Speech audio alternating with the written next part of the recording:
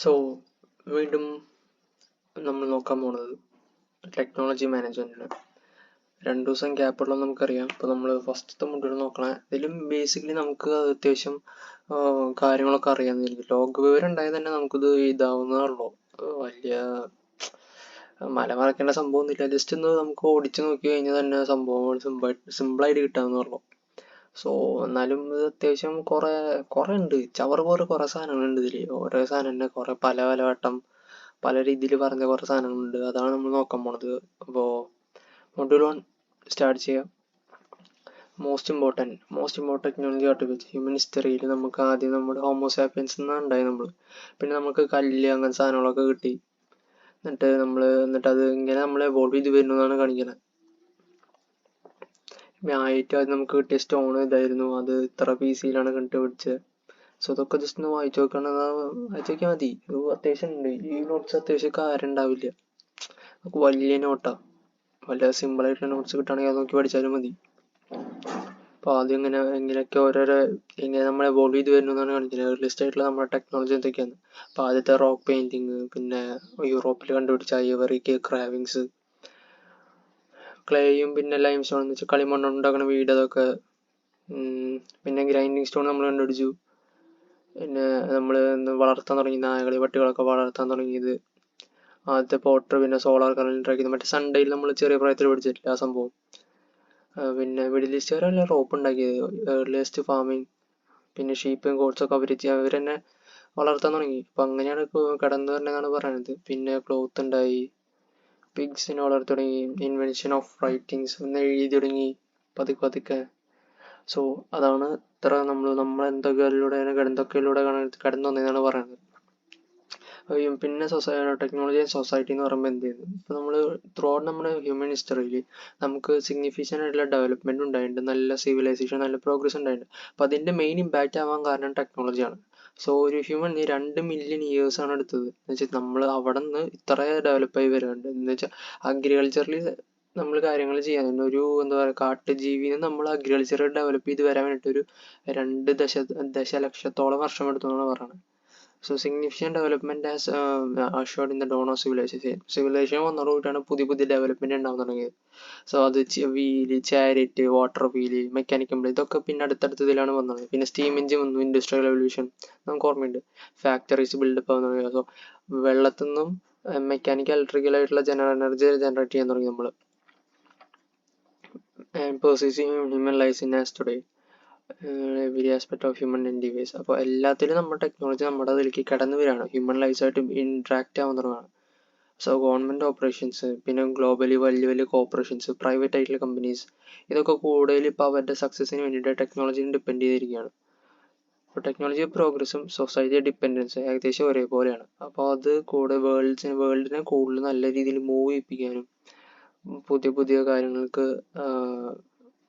വേണ്ടിയിട്ടാണ് സഹായിക്കുന്നത്. In spite of all the fact that technology is the most pervasive force influencing human life. നമുക്കറിയാം നമ്മുടെ ടെക്നോളജിയാണ് ഇപ്പോൾ നമ്മളെ ഏറ്റവും കൂടുതൽ ഇൻഫ്ലുവൻസ് ചെയ്യുന്നത്.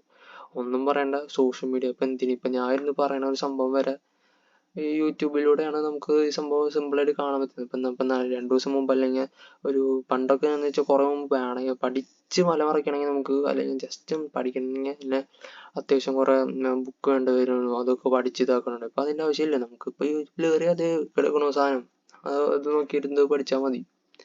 പഠിക്കാൻ തന്നെ വളരെ എളുപ്പമായി വരും. അപ്പോൾ ടെക്നോളജിയിൽ ഇമ്പ്രൂവ്മെൻറ്റ്സ് ആണ് അതൊക്കെ കാണിക്കുന്നത്. So definition of technology. എന്താണ് technology? Technology is defined as the knowledge, product, process, tools, methods and systems employed in a creation of goods or in providing service. നമ്മൾ എന്തെങ്കിലും സാധനം ഉണ്ടാക്കണമെങ്കിൽ നമ്മുടെ നോളേജും ഒരു പ്രൊഡക്റ്റും അല്ലെങ്കിൽ എന്തൊക്കെ പ്രോസസ്സും എന്തൊക്കെ ടൂളാണ് നമ്മൾ ഉപയോഗിക്കണേ, അല്ലെങ്കിൽ നമ്മൾ എന്തെങ്കിലും സർവീസ് ഇപ്പോൾ പ്രൊവൈഡ് ചെയ്യണമെങ്കിൽ ഈ പറഞ്ഞ സംഭവങ്ങളൊക്കെ ഉപയോഗിക്കുന്നതിനാണ് ടെക്നോളജി പറയുന്നത്. സിമ്പിളായിട്ട് പറയുമ്പോൾ ടെക്നോളജി പറയുന്നത് നമ്മൾ എങ്ങനെ കാര്യങ്ങൾ ചെയ്യണം, അതാണ് ടെക്നോളജി. എങ്ങനെ നമ്മുടെ ഓരോരോ ഒബ്ജക്റ്റീവ്സ്, നമ്മുടെ മൈൻഡിൽ ഉദിക്കുന്ന ഓരോ ഒബ്ജക്റ്റീവ്സ് നമ്മൾ എസ്റ്റാബ്ലിഷ് ചെയ്യണം. അതൊരു പ്രാക്ടിക്കൽ ഇംപ്ലിമെന്റേഷൻ എന്ന് വെച്ചാൽ നമ്മുടെ കയ്യിലുള്ള നോളജ് അല്ലെങ്കിൽ ഐഡിയ എങ്ങനെ ഒരു റിയൽ ലൈഫിൽ അല്ലെങ്കിൽ വേൾഡിൽ എങ്ങനെ എക്സിസ്റ്റ് ആവണം, ആ സംഭവമാണ് ടെക്നോളജി എന്ന് പറഞ്ഞത്. നമ്മുടെ ഒരു ഹ്യൂമൻ ടച്ചും കൂടി ആഡ് ചെയ്തിട്ട്. So it is common to the technology in terms of hardware. നമുക്ക് കോമൺ ആയിട്ട് നമ്മൾ തിങ്കിക്കുന്ന ഹാർഡ്വെയർ ആണ്. കാരണം നമ്മുടെ ചുറ്റും കൂടുതലും എന്താ പറയുക ഫിസിക്കലായിട്ടുള്ള സംഭവങ്ങളാണ്. എന്ന് വെച്ചാൽ മെഷീൻസ്, കമ്പ്യൂട്ടേഴ്സ്, അങ്ങനത്തെ പല പല ഗാഡ്ജറ്റ്സ്, എന്തിന് നമ്മുടെ കയ്യിലിരിക്കുന്ന ഫോണ്, നമ്മൾ എക്സാം എഴുതിയിരിക്കുമ്പോൾ ഓരോ സംഭവങ്ങൾ നമ്മൾ ചുറ്റോട്ടം നോക്കിയാൽ തന്നെ നമുക്ക് എഴുതാൻ പറ്റും. So there are several technology entities beside hardware. So hardware അല്ലാതെ കൂടി പല സാധനങ്ങളുണ്ട്. നമുക്കിപ്പോൾ ഞാൻ പറയണേക്കാട്ട് നിങ്ങൾക്ക് മനസ്സിലായിട്ടും സോഫ്റ്റ്വെയർസ് ആണ്. സോഫ്റ്റ്വെയർസ്, പിന്നെ നോവായി ഓർ ബ്രെയിൻ വെയർ. സോ അപ്പോൾ ഹാർഡ്വെയർ, സോഫ്റ്റ്വെയർ, പിന്നെ ബ്രെയിൻ വെയർ. ഇതൊരു 3 മാർക്ക് ക്വസ്റ്റ്യൻ ആയിട്ട് ചിലപ്പോൾ ചോദിക്കാനുള്ള സാധ്യത ഉണ്ടാവും. Physical structure and logical layout of the equipment of machinery. അത് നമുക്കറിയാം. ഫിസിക്കലായിട്ടുള്ള സ്ട്രക്ചറും ഇപ്പം തന്നെ ലോജിക്കൽ ലേഔട്ട്. ഇപ്പം നമ്മൾ മെക്കാനിക്കൽ സ്റ്റുഡൻസ് നമ്മൾ പഠിച്ച സംഭവം നമുക്കറിയാവുന്നതാണ്. കുറേ സാധനങ്ങൾ ഡിസൈൻ ചെയ്യണമെങ്കിൽ നമ്മൾ ആദ്യം ഡിസൈൻ ചെയ്യണം. അതിൻ്റെ ഒരു ലേഔട്ട് ഉണ്ടാക്കിയിട്ടാണ് നമ്മളൊരു മെഷീനറി എക്യുപ്മെന്റ് ഉണ്ടാക്കുള്ളൂ. സോ അതാണ് ഹാർഡ്വെയർ എന്ന് ഉദ്ദേശിച്ചത്. സോഫ്റ്റ്വെയർ ബേസിക്കലി CS സംഭവം. നോളജ് ഓഫ് എങ്ങനെയാണ് ഹാർഡ്വെയർ ഇല്ലാതെയും എന്താ പറയുക ഹാർഡ്വെയറിൽ ഉണ്ടാവണം ഈ ഒരു സോഫ്റ്റ്വെയർ വർക്ക് ചെയ്യണമെങ്കിൽ. So to carry out risk task, the reason for using the technology in a particular way. എങ്ങനെയാണ് നമ്മൾ ആ ടെക്നോളജി യൂസ് ചെയ്യണത്, അതാണ് നോവൈ അല്ലെങ്കിൽ ബ്രെയിൻ വെയർ. സോ അതിന് 3 കാര്യം നോട്ട് ചെയ്തിരിക്കുക: ഹാർഡ്വെയർ, സോഫ്റ്റ്വെയർ, ബ്രെയിൻ വെയർ. പിന്നുള്ളതാണ് നോ ഹൗ, എന്താ learn to required knowledge of technical skill regarding how to do things well. നമ്മൾ ഇപ്പോൾ എന്തെങ്കിലും ലേൺ ചെയ്ത സംഭവം അല്ലെങ്കിൽ നമുക്ക് എന്തെങ്കിലും നോളജ് കിട്ടി, ആ നോളജ് നമ്മൾ എങ്ങനെ നല്ല രീതിയിൽ ചെയ്യാം, how to do things well, അതാണ് നോ ഹൗസ്. ഇപ്പോൾ നോ ഹൗസ് കൂടുതൽ റിസൾട്ട് ചെയ്യപ്പോൾ ഒരാളുടെ കുറേ ഒരു ഇതിൽ വർക്ക് ചെയ്തിട്ടുള്ള ഒരാൾ, അയാൾ ഇപ്പോൾ ഒരു മിഷനറി വർക്ക് ചെയ്യുന്ന അല്ലെങ്കിൽ എന്തെങ്കിലും ഒരു ഫീൽഡിൽ വർക്ക് ചെയ്യുന്ന ആൾക്ക് അതിനെക്കുറിച്ച് നോളജ് നന്നായിട്ടുണ്ടാവും, ഹാൻഡ്സ് ഓൺ പ്രാക്ടീസ് ഉണ്ടാവും. സോ അയാൾക്ക് കൂടുതലും എങ്ങനെ എന്ത് എന്നൊക്കെ കൂടുതൽ അറിയാൻ പറ്റും. ആ സംഭവമാണ് know hows. So people acquire technology know how by pursuing formal and informal education, training ചെയ്തോ അല്ലെങ്കിൽ കൂടുതൽ അതിനെക്കുറിച്ച് പഠിച്ചോ. ഒരു ഫീൽഡിൽ നല്ല രീതിയിൽ നോളജ് ഉള്ള ഒരാൾക്ക് ടെക്നോളജീനെ ഡിഫൈൻ ചെയ്യാനോ അല്ലെങ്കിൽ അതിനുള്ളൊരു സംഭവം ചെയ്യാൻ പറ്റും. അവർക്ക് ടെക്നോളജി ട്രാൻസ്ഫർ ചെയ്യാൻ പറ്റും. അതാണ് അവിടെ പറഞ്ഞു തരുന്നത്. പിന്നുള്ളതാണ് knowledge and technology. Knowledge and society പഠിച്ചു, പിന്നെ നമ്മൾ ഡെഫിനേഷൻ ടെക്നോളജി പഠിച്ചു, പിന്നെ knowledge and technology. So knowledge ഉണ്ടായാലാണ് ടെക്നോളജി ഉണ്ടാവുള്ളൂ. നോളജ് മാത്രം ഉണ്ടായാലും ടെക്നോളജി ഇല്ല. കാരണം നോളജ് നമ്മൾ നോളജ് എന്ന് പറയുന്നത് നമ്മുടെ ഒരു ഐഡിയ ആണ്, നമ്മൾ ബ്രെയിനിലിരിക്കുന്ന ഒരു സംഭവമാണ്. ആ സംഭവം നമ്മൾ ടെക്നോളജിയായി കൺവേർട്ട് ചെയ്യണമെങ്കിൽ അത് ഫിസിക്കൽ വേൾഡിലേക്ക് അല്ലെങ്കിൽ നമ്മുടെ റിയാലിറ്റിയിലേക്ക് വരണം. സോ അതാണ് ടെക്നോളജി. അപ്പം നോളജും ടെക്നോളജി എപ്പോഴും ഇൻ്റർവൈൻഡ് ആണ്. പക്ഷേ നോളജ് ഇല്ലെങ്കിൽ ടെക്നോളജി ഇല്ല. പക്ഷെ നോളജ് മാത്രം ഉണ്ടായാലോ ടെക്നോളജി ഉണ്ടാവില്ല. മനസ്സിലായെന്ന് വിചാരിക്കും. So technology is knowledge applied to creation of goods, provision. പറഞ്ഞ പോലെ negative knowledge is applied for destructive purpose. ഒരു നെഗറ്റീവ് സൈഡും കൂടി ഉണ്ട്. ഡിസ്ട്രക്റ്റീവ് പർപ്പസിന് നമുക്ക് ഉപയോഗിക്കാം. സിമ്പിളായിട്ട് പറഞ്ഞാൽ സിമ്പിൾ എക്സാമ്പിൾ ഇപ്പം മൈൻഡിക്ക് എപ്പോഴും നമ്മുടെ മൈൻഡിൽ വരുന്നതാണ് Oppenheimer, atomic bomb, the destroyer of the world's. ആ സംഭവം whatever the application may be, advancement of technology follows expansion of knowledge. Knowledge is not information. Knowledge ഒരിക്കലും ഇൻഫോർമേഷൻ അല്ല. പക്ഷെ അത് നമുക്ക് എങ്ങനെ ഇൻഫോർമേഷൻ എത്ര എമൗണ്ട് നമ്മൾക്ക് അവൈലബിൾ ആവും, അത് സംഭവമാണ് knowledge. Knowledge is all that it is perceived grasp by the mind from the range of information. ഇപ്പം നമുക്കൊരു ചുറ്റും നിറച്ച് ഇൻഫോർമേഷൻസ് ഉണ്ട്. ഞാനൊരു ആളെന്ന് വിചാരിക്കുക, എൻ്റെ ഒരു മൈൻഡിലേക്ക് എത്രമാത്രം എനിക്ക് ഗ്രാസ്പ് ചെയ്യാൻ പറ്റണം, അതാണ് നോളജ്. അല്ലാതെ എനിക്ക് ചുറ്റും കിടക്കുന്ന ഇൻഫോർമേഷൻസ് അല്ല. ഇപ്പം നമുക്ക് ചുറ്റും നോക്കിയാൽ തന്നെ മനസ്സിലാവും, നമുക്ക് ചുറ്റും വളരെ വാസ്റ്റ് നമ്പർ ഓഫ് ഇൻഫോർമേഷൻസ് ഉണ്ട്. പല സംഭവത്തിനെ പറ്റി. ഇപ്പോൾ നമ്മൾ പഠിക്കുന്നത് ടെക്നോളജി മാനേജ്മെന്റ് ആണെങ്കിൽ നമ്മൾ ചുറ്റും എന്തെല്ലാം ഇൻഫോർമേഷൻസ് ഉണ്ട്. പക്ഷെ നമുക്ക് ഗ്രാസ്പ് ചെയ്യാൻ പറ്റില്ല. സോ ഗ്രാസ്പ് ചെയ്യാൻ പറ്റുന്ന മാത്രം സംഭവമാണ് നോളജ്. ഹ്യൂമൻ ബീങ്സിനപ്പോൾ നമുക്ക് ഇൻഫോർമേഷൻ ഒരു ഇത് കിട്ടിയിട്ടുണ്ട് എന്ന് വെച്ചാൽ ഇൻഫോർമേഷൻ സോർട്ട് ചെയ്യാൻ പറ്റും. Body of facts, principles, theories, അങ്ങനെ പല രീതിയിൽ. So it is only when knowledge is practically നമുക്ക് ഇംപ്ലിമെന്റ് ചെയ്യാൻ പറ്റിയാൽ മാത്രമാണ് ഒരു പുതിയൊരു സംഭവം അല്ലെങ്കിൽ പുതിയൊരു സിസ്റ്റമോ അല്ലെങ്കിൽ നല്ല രീതിയിലൊരു സർവീസോ പ്രൊവൈഡ് ചെയ്യാൻ പറ്റുള്ളൂ technology wise. So advancement in technology information is the second half of the 21st century. പിന്നെ 21st century പിന്നെ നമുക്ക് കണ്ടതാണ് ടെക്നോളജി ഓൾറെഡി വന്നു കഴിഞ്ഞു, പിന്നെ അത് അഡ്വാൻസ് ചെയ്യാൻ തുടങ്ങി. നമുക്ക് ഇപ്പം അറിയാം നമ്മുടെ കയ്യിൽ ഇപ്പോഴത്തെ അവസ്ഥ എന്ന് വെച്ചാൽ AI വരെ ഡോമിനേറ്റഡ് ആയിക്കൊണ്ടിരിക്കുകയാണ്. ചുരുങ്ങിയ സമയം കൊണ്ട് AI ഡോമിനേറ്റ് ആകും. സോ ടെക്നോളജിയുടെ ഒരു വളരെ വാസ്റ്റ് ആയിട്ടുള്ള ഒരു ഇമ്പ്രൂവ്മെന്റ് ആണ് അവിടെ കാണിക്കുന്നത്. സോ ടെക്നോളജി എപ്പോഴും അഡ്വാൻസ് ചെയ്തുകൊണ്ടിരിക്കും. നമ്മൾ അതിൻ്റെ ഒപ്പം കീപ്പ് അപ്പ് ചെയ്യാനാണ് ഏറ്റവും വലിയ സംഭവം.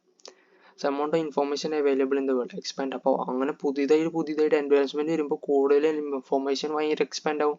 നമുക്കറിയാം നമുക്ക് കമ്പ്യൂട്ടർ സയൻസ് അല്ലെങ്കിൽ ഇന്റർനെറ്റ് എന്ന് പറയുന്ന ഒരു സംഭവം അതിൻ്റെ ഒരു ഏരിയ തന്നെ വളരെ വലുതായി. ഇപ്പം എത്ര കണ്ടമാനം കോഴ്സസ് ഉണ്ട്. ഒരേ ഫീൽഡിലുള്ള കണ്ടമാനം കോഴ്സസ് വന്നുകൊണ്ടിരിക്കുക. സോ അത് വളരെ വലിയൊരു പ്രോഗ്രസ് ആണ്, ടെക്നോളജിയിലുള്ള പ്രോഗ്രസ് ആണ് അവിടെ കാണിക്കുന്നത്. ഇൻവെൻഷൻ ഓഫ് ദ ട്രാൻസിസ്റ്റർ ഉണ്ടായത്, പിന്നെ capacitor of information processing has been continuously increase, capacity കൂടുതൽ, അങ്ങനെ ഓരോ സംഭവങ്ങളാണ്. വേറെ എക്സാമ്പിൾസ് ആണ്.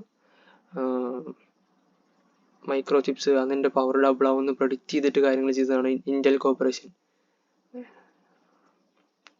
Many other companies have been finding new applications. പുതിയ so advancement micro chips, computer ടെക്നോളജിയിൽ ഉണ്ടാവണം മാറ്റങ്ങൾ, പിന്നെ ബിസിനസ് എക്സ്പെൻഡിച്ചർ ഉണ്ടാവണം മാറ്റം, അങ്ങനെ പല പല എക്സാമ്പിൾസും വെച്ചിട്ടാണ് നോളജ് ആൻഡ് ടെക്നോളജി നമുക്ക് ഏസ് ചെയ്യാൻ പറ്റുക. So technology in the age of the late 21st century has created explosion of knowledge. ഞാൻ പറഞ്ഞ പോലെ നോളജ് ഭയങ്കര ഫാസ്റ്റ് ആയിട്ട് എക്സ്പ്ലെയിൻ ചെയ്യുന്നത്. അപ്പം നമുക്ക് ചുറ്റുള്ളതിൻ്റെ ബേസിൽ എഴുതാൻ നോക്കുക. Accelerated technology changes having a profound impact on life. ഇപ്പോൾ പെട്ടെന്ന് ഭയങ്കര ഫാസ്റ്റായി ചേഞ്ച് ചെയ്യുന്ന കാരണം തന്നെ അത് നമ്മുടെ സൊസൈറ്റീനെ, നമ്മുടെ സ്റ്റാൻഡേർഡ് ഓഫ് ലിവിങ് കൂട്ടണം. എന്ന് വെച്ചാൽ സ്റ്റാൻഡേർഡ് ഓഫ് ലിവിങ് എന്ന് വെച്ചാൽ ഇപ്പോൾ നമുക്ക് ചുറ്റും ആലോചിച്ച് നോക്കുക. നമുക്കിപ്പോൾ നമ്മുടെ ചുറ്റും ആലോചിക്കുമ്പോൾ നമുക്ക് ബേസിക്കലി നമ്മുടെ കമ്മോഡിറ്റീസിൻ്റെ നമുക്ക് പണ്ട് മേടിക്കുന്ന സാധനത്തിൻ്റെ വില തനിയെ കൂടുന്നുണ്ട്. നമ്മൾ വിചാരിക്കും ഇതെന്താ പ്രൈസ് ഹൈക്കാണ്, ഇൻഫ്ലേഷനാണ്. പക്ഷെ അത് ഒരു തരത്തിൽ നമ്മുടെ ടെക്നോളജി ഇമ്പ്രൂവ് ആവണതിനനുസരിച്ച്, അല്ലെങ്കിൽ ടെക്നോളജി നമ്മുടെ ലൈഫിന് ഇമ്പാക്ട് ചെയ്യാൻ കാണിക്കുന്നത്. പല സാധനങ്ങൾക്ക് വില കൂടും, വില കുറയും, അങ്ങനത്തെ വില കൂടുതൽ വരും. അപ്പോൾ വില കൂടുമ്പോൾ അതിനനുസരിച്ച് നമ്മുടെ സ്റ്റാൻഡേർഡ് ഓഫ് ലിവിങ് ഇമ്പ്രൂവ് ആവുമെന്നാണ് അവിടെ ഉദ്ദേശിക്കുന്നത്. ഒരു എക്സാമ്പിൾ കാര്യമാണ്, പണ്ട് നമുക്ക് ഒരു എന്തെങ്കിലും സാധനത്തിന് കൊടുക്കേണ്ട വില ആയിരിക്കില്ല നമ്മളിപ്പോൾ കൊടുക്കേണ്ട വില, രണ്ടും ഏകദേശം ഈക്വൽ ആയിരിക്കും. അന്ന് നമുക്ക് ഇത്ര ഒരു 100 രൂപയുള്ള സാധനം ഇന്ന് നമുക്ക് 1000 രൂപ എന്ന് പറഞ്ഞാലും വലിയ വ്യത്യാസമൊന്നുമില്ല. അത് സ്റ്റാൻഡേർഡ് ഓഫ് ലിവിങ് കൂടുക എന്നാണ് അതിൻ്റെ അർത്ഥം. Industrial revolution has given way to the technology revolution. അതാണ് ശരിക്കും ഒരു റെവല്യൂഷന് വേണ്ടിയിട്ടൊരു വഴി വെട്ടി കൊടുത്തത്. സോ ടെക്നോളജി അതിൻ്റെ അടുത്ത് നോക്കാൻ പോകുന്നത് ടെക്നോളജി ആൻഡ് ബിസിനസ് ആണ്.